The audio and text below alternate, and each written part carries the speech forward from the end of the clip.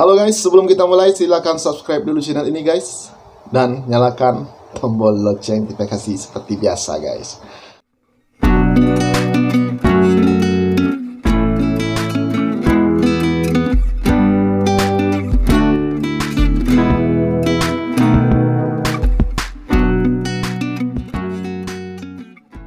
Nah guys, hingga saat ini masih belum menerima bantuan. Nah, kenapa? Karena memang bantuannya belum sampai.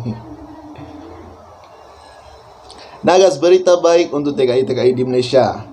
Bahan-bahan pokok atau bantuan telah dihantar atau telah dikirim oleh pemerintah pusat ke KBRI Kuala Lumpur. Jadi, bahan pokoknya masih dalam perjalanan sebelum sampai ke KBRI Kuala Lumpur.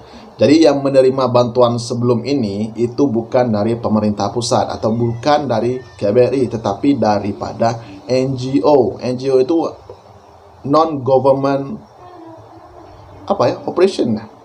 Kayak gitulah. NGO itu singkatannya bahasa Inggris, atau artinya badan bukan kerajaan atau bukan pemerintah. Jadi bantuan yang sebelum ini bukan dari pemerintah. Dan untuk bantuan selanjutnya itu adalah daripada pemerintah. Nah, dan telah pun dikirim daripada pemerintah pusat ke KBRI Kuala Lumpur.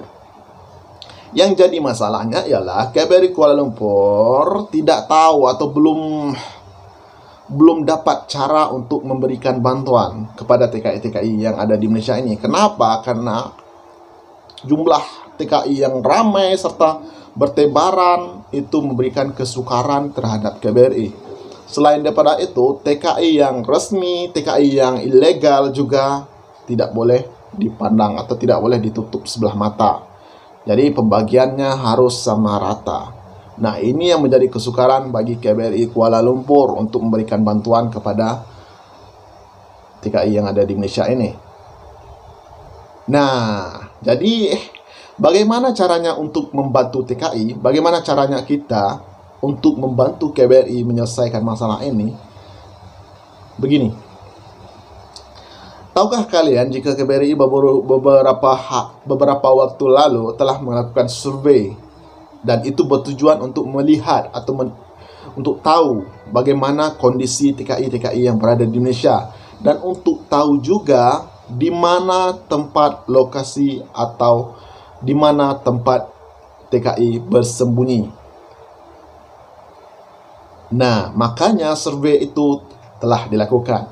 Dan saya tidak tahu berapa banyak daripada kalian yang melakukan atau mengisi formulir survei tersebut. Saya tidak tahu.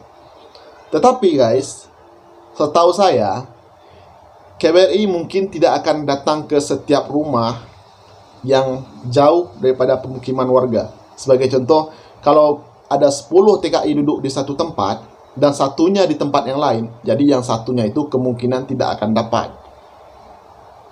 Dan kemungkinan KBRI akan datang ke yang 10 orang ini. Jadi kan nggak mungkin KBRI ke sana untuk cuma sekadar mengantar buat satu orang. Kemungkinan tidak. Tapi ini hanyalah opini saya. Tahu nggak arti opini apa? Ntar kalian komentar di bawah. Sok tahu. Bukan sok tahu, tetapi pendapat saya. Kalau kalian punya pendapat, silakan komentar di bawah. Nah, gitu. Jadi begini. Kemungkinan KBRI akan melakukan atau menghantar bantuan ke tempat-tempat yang ramai TKI tinggal, gitu. Jadi bagi kalian yang belum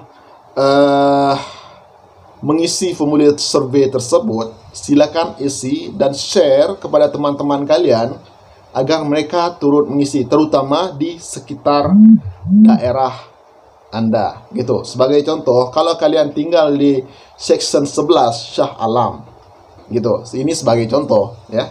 Section 11 Shah Alam. Jadi di sini ada sekitar 20 keluarga TKI. Jadi kalian harus melakukan satu alamat itu sama di sekitar kawasan itu. Jadi jangan berpecah-pecah. Satu section 1, satu section 2, satu section 3. Kalau boleh jangan. Jadi itu untuk memudahkan KBRI datang memberi bantuan. Oke guys. Nah, kalau kalian punya pendapat ataupun pendapat yang berbeda dengan saya, silakan komentar di bawah ini. Dan komentar pakai otak, jangan pakai lutut. Kalau pakai lutut, kalian asal-asalan aja komentar. Oke guys, terima kasih.